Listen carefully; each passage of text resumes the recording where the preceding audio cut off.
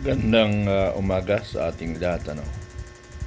Galing lang kami sa isa shrine at katatapos lang ng pag-uusap. Tuloy-tuloy ito. Ayaw pang sumuko ang mga taga-iglesia na Kristo.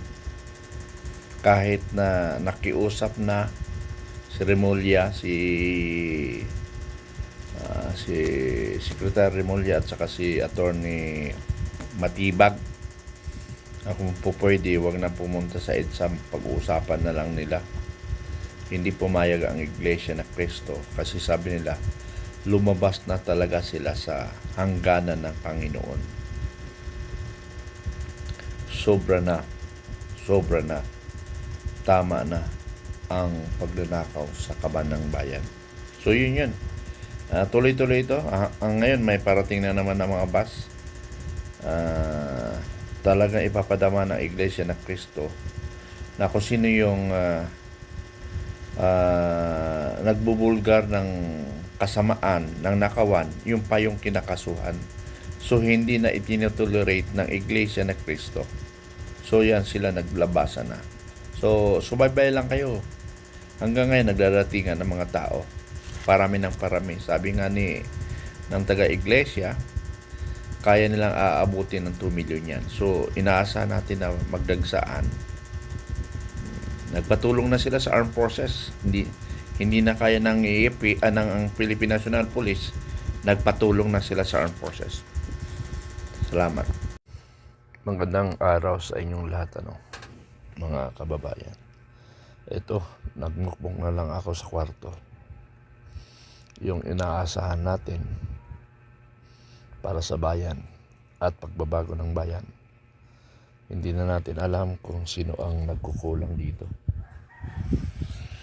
Parang ang taong bayan na lang ang ginagamit at hindi alam ng taong bayan ano ba talaga nangyayari sa ating bansang Pilipinas.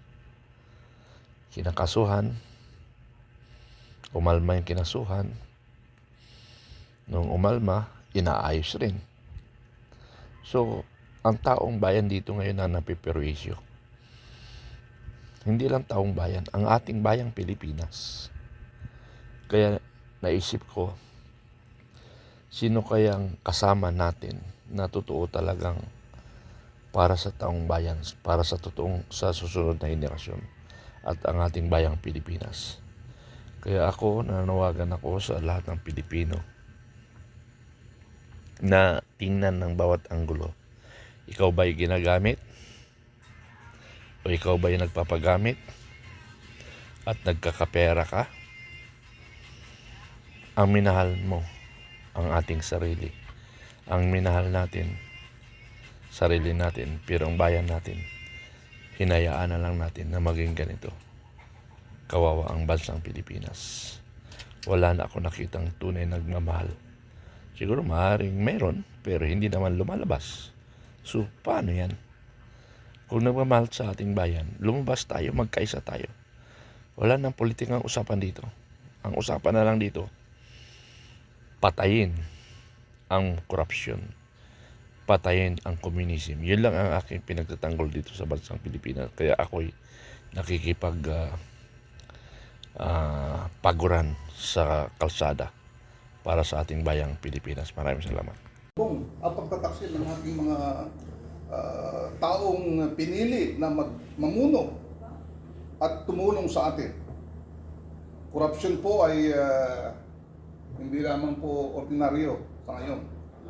Hindi lamang bilyon, hindi lamang daang bilyon, trilyon na po. Samantalang marami pong Pilipino ang tuloy-tuloy na naghihirap. Walang makain yung karamihan dyan, lalong-lalo na doon sa mga liblib na lugar. Maraming nalulunod sa baha. Samantalang marami pong itong mayayaman na nga na ating mga politiko ay nagtatampisaw sa karangyaan na ang pera na yan ay galing din naman sa mga taong bayan. Ito pong UPI ay tuloy-tuloy pong nakikisama tulad ng dito sa anak ko sa White Ribbon Movement March na pinangunahan po ng ating mga kagalang-galang ng mga obispo. Sa kasamang palad po, sa aming pag-uusap, sa aming pag-analisa sa situation, ay hindi na po namin pinagpatuloy ang pakikisa dyan sa People Power Monument dahil nga po sa amin ay may panlilinlang ang mga komunista. Merong deception, merong duplicity na ginawa.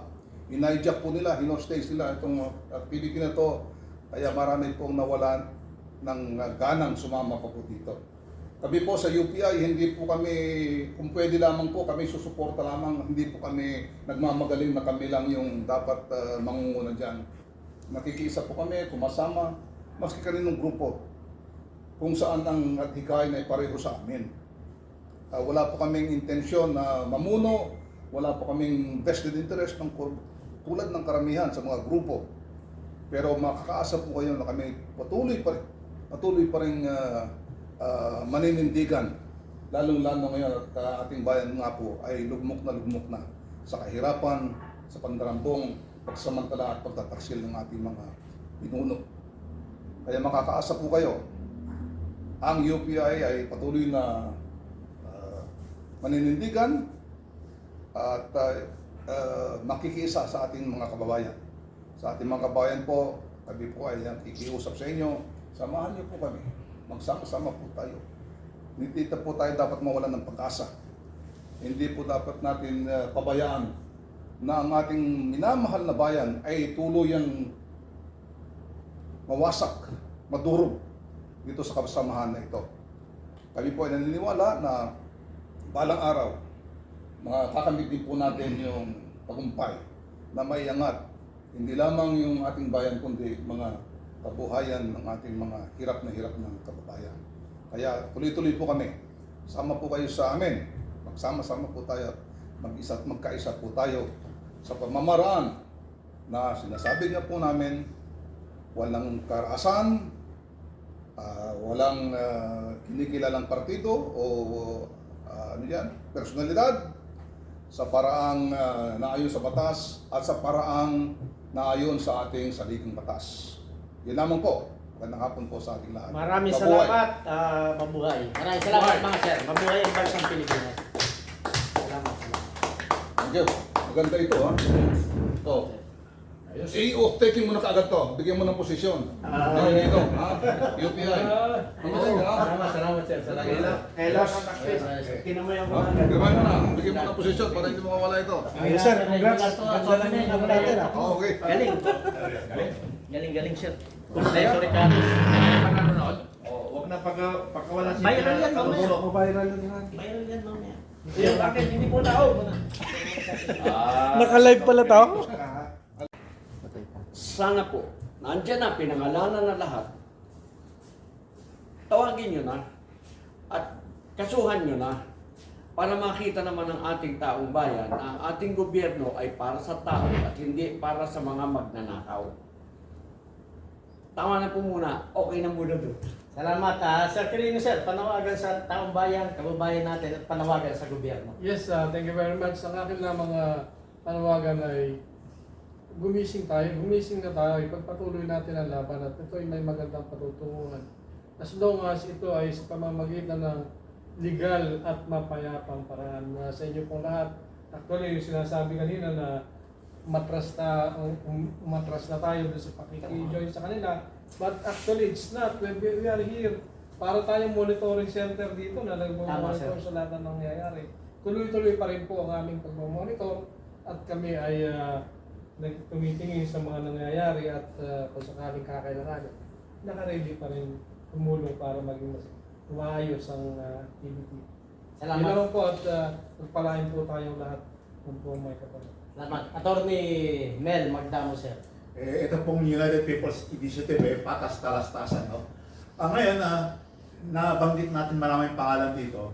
Ang mungkahi lang, kunin yung reply ng kabila.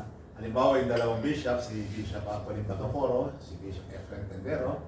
Kunin din yung punto ng bagong alyansang makabayan. Yung bayan, yung komunista, si Maganda yung brother Mark. Renato, yung makabayan. Renato Reyes. At saka yung si... Patay na yun sir, si Babalu. Si Renato Reyes. At saka... Kasi para sa amin, ang ating mamamayan na maalam ay malaking hindrance sa mga may kapangyarihan para makapang-abuso.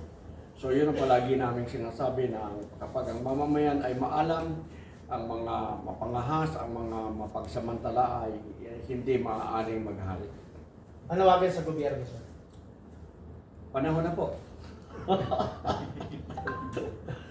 Panahon na para Mahiya naman kayo. mahiya naman kayo. Natuluyan. Pag-usapan po natin, wag po natin titigilan, wag kayong gumawa ng kahit na anong mga dahilan. Kailangan po nating pag-usapan ang anomalya sa flood control project. Kailangan nyo pong pag-usapan, lalo sa Senado, lalo sa Kongreso, para kayo maglimbag ng batas at nang ito'y hindi na maulit. Kailangan, huwag po ninyong iwasan, hindi naman po talaga sa inyo yung criminal, paghahanap ng criminal. Dapat titigil na ito, ipalaganap itong ganito sa ating mga kababayan.